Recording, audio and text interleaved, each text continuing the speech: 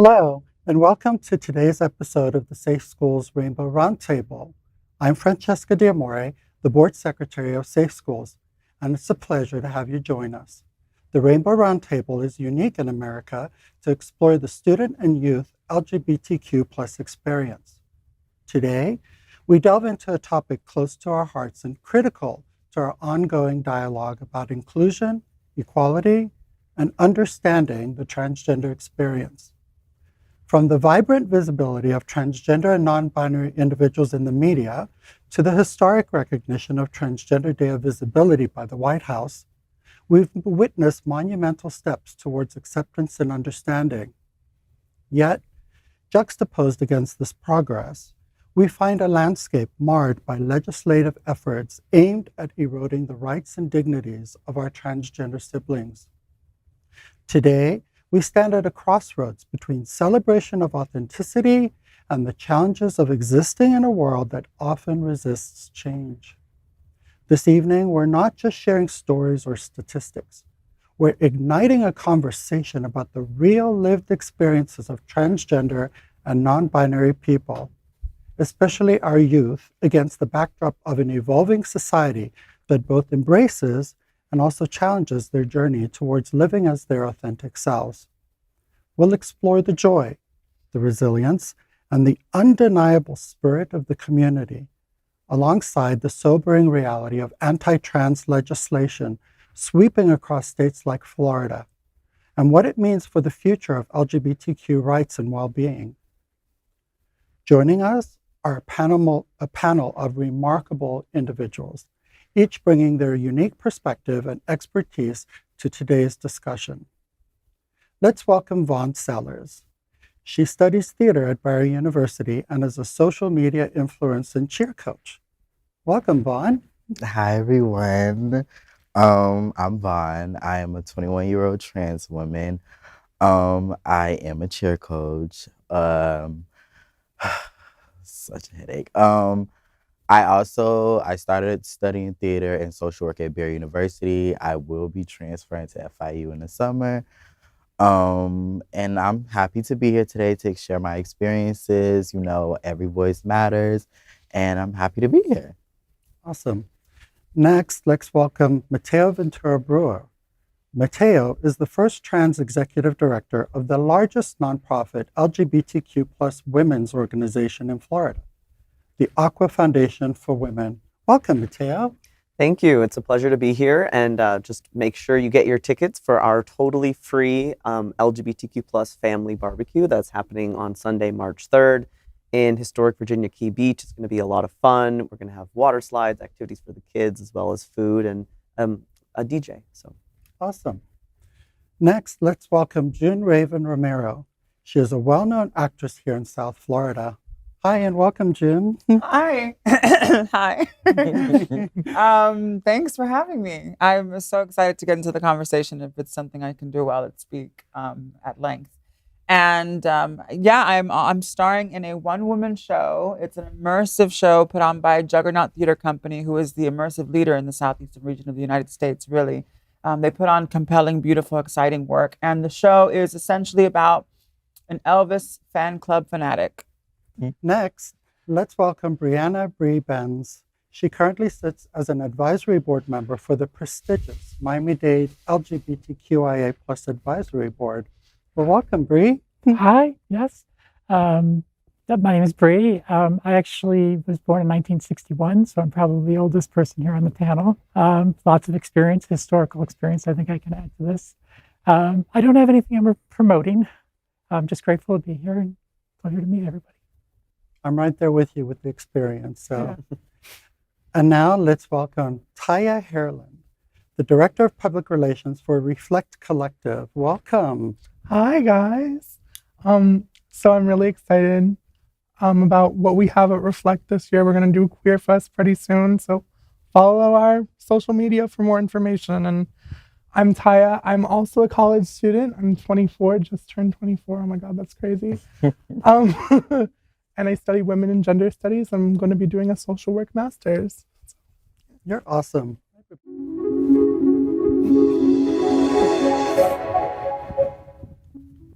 In this segment, we highlight the vital tools and resources that support our transgender and non-binary youth.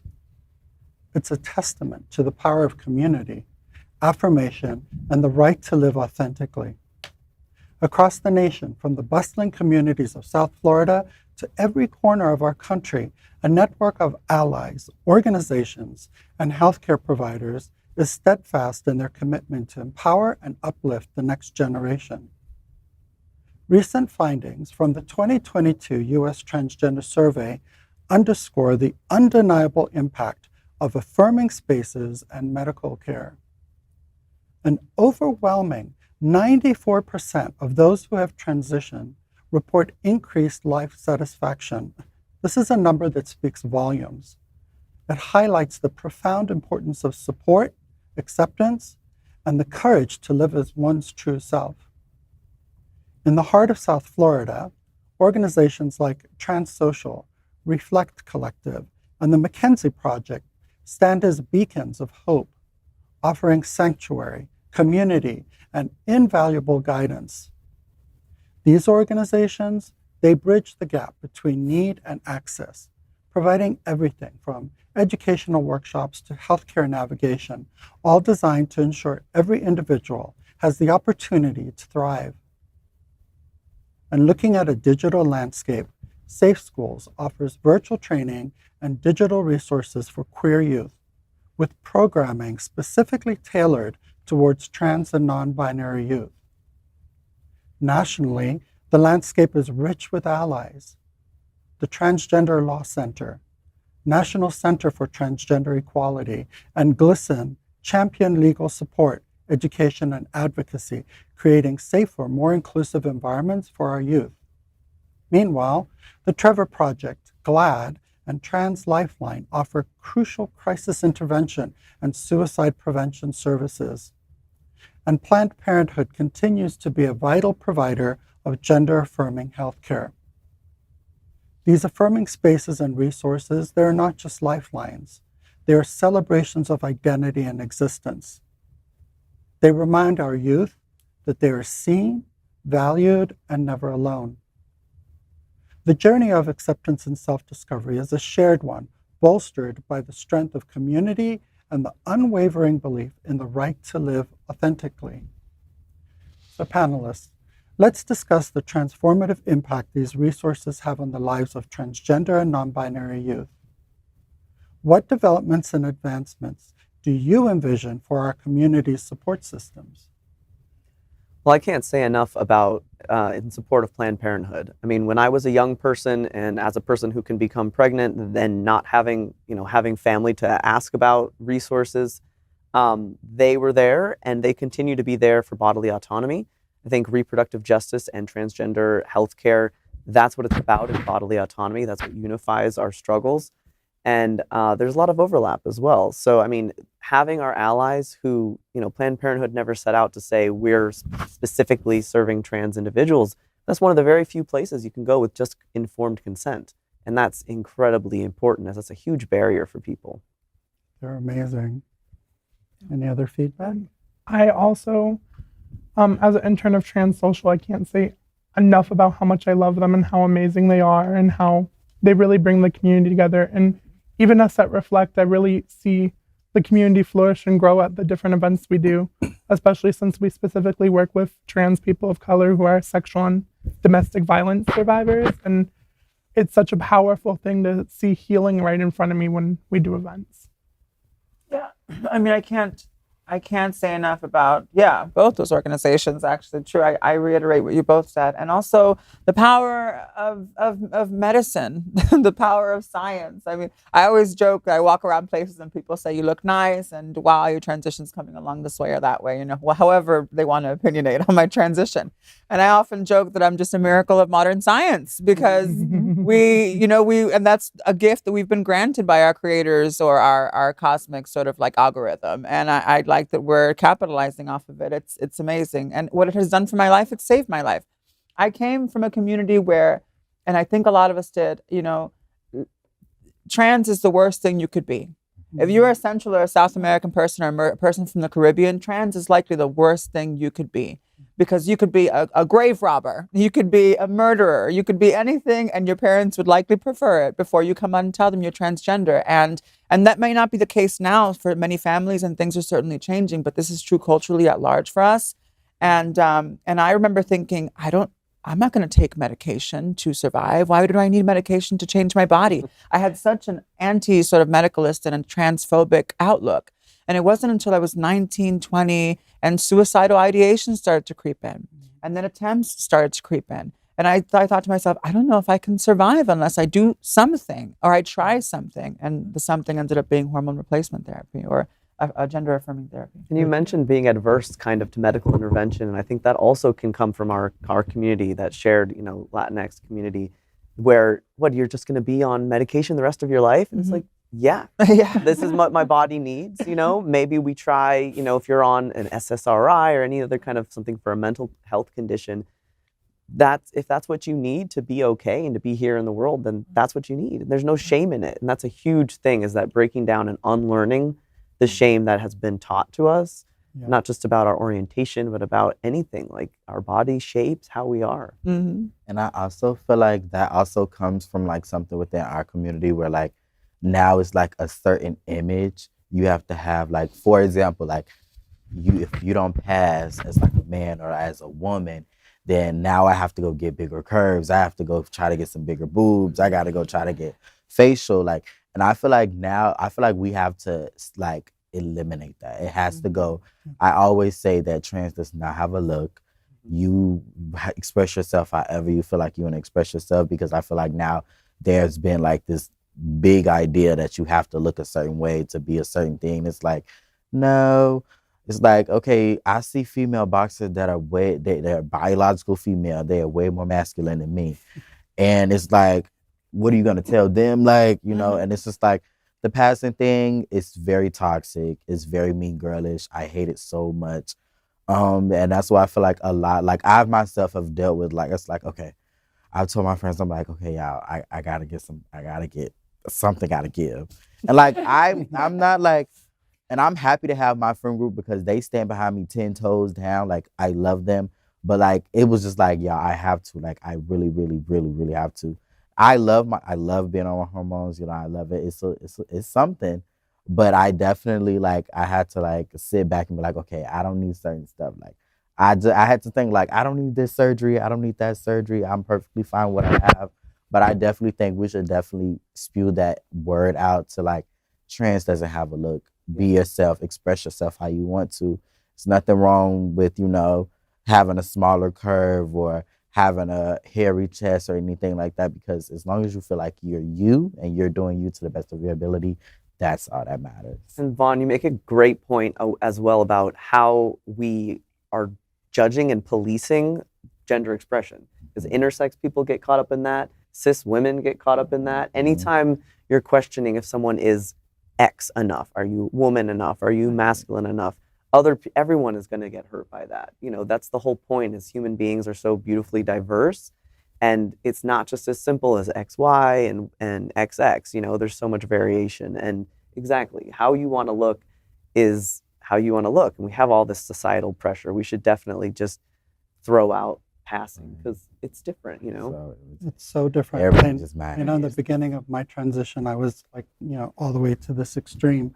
And then I spent a week in Key West with no makeup on, flip-flops, and just like a tank top and t-shirts. And I'm like, wow, I can live through life like this. And then that was the beginning of the end. And I just threw all those binary markers and thoughts away.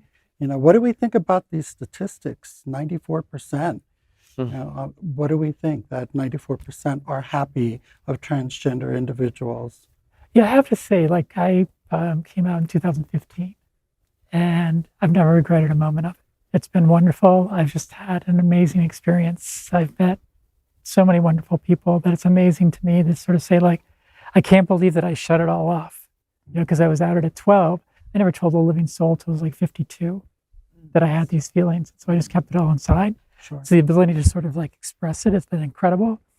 I will say, though, back to your point, though, about being able to express the way you want to express, because often we get back into this conversation on pronouns and misgendering and how you present. like I'm a very tall person.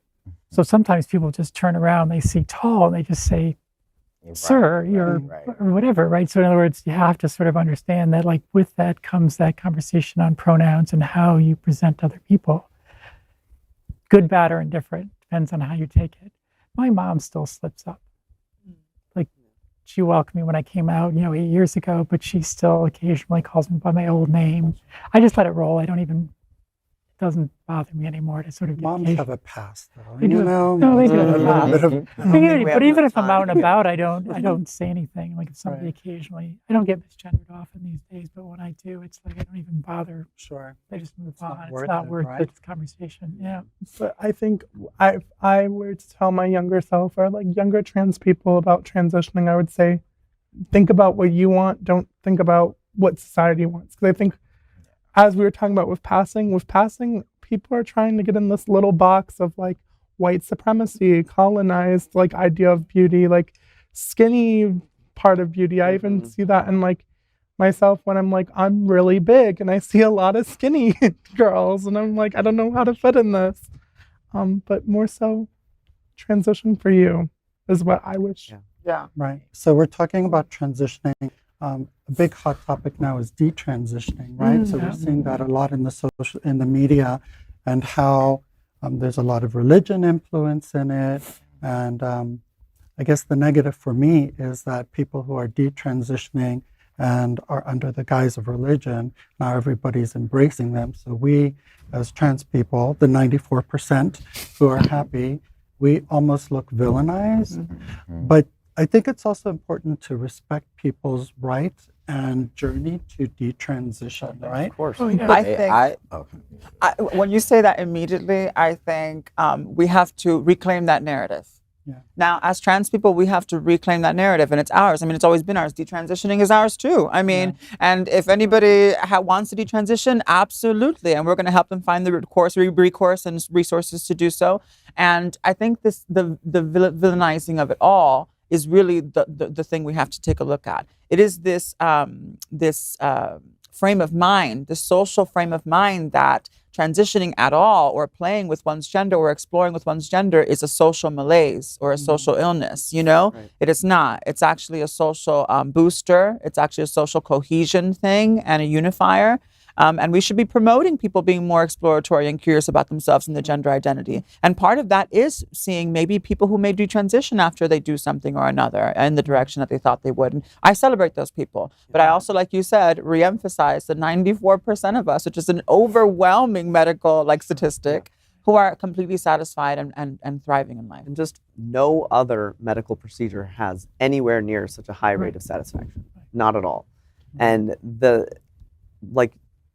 I forgot my point, so you go ahead. I definitely I support it, because again, if you feel like you've gotten somewhere and you don't, it's not for you, by all means, do what you have to do. My thing is, every time I've ever came across a detransitioning individual, they're literally this epiphany of now they're attacking us. It's you was just in the community. It's no way you and then everybody put them on this high pedestal. See, this is what it's saying. You need to find God and you need to do this. I'm I'm happy. No, that's I'm not. Kudos to them, but I just feel now they're gonna look at it as we said, y'all just playing around. It's not. No, and too often it's giving ulterior motive. It's giving scripted. It's just so scary. Right. It's very scary. In a lot of cases too, it's not that they weren't trans. It's that transitioning and being out with being trans was they receive so much backlash that it's overwhelming, and for their own self-protection, have to go back into the closet or detransition. And I also think people forget too, some people might just want certain things with the hormones, and they might not. Right. A lot of these statistics aren't, they're not well curated in the sense of they don't take into accountability who can access hormones, because sometimes you might be in a place to access hormones, especially in a place like Florida, where a lot of health insurance no longer cover hormones now. So they don't take that into consideration, where people might not be able to afford it, or maybe they received what they wanted with the hormones. Like Then maybe they said- just wanted to lower their voice. We never know. So I think the term, detransitioning is a spectrum, like being trans in a way, I think. Yeah. Right. Yeah. And even if Right. people detransition, that small amount is not worth the 94% who need access to this life-saving Yeah. care. Yeah.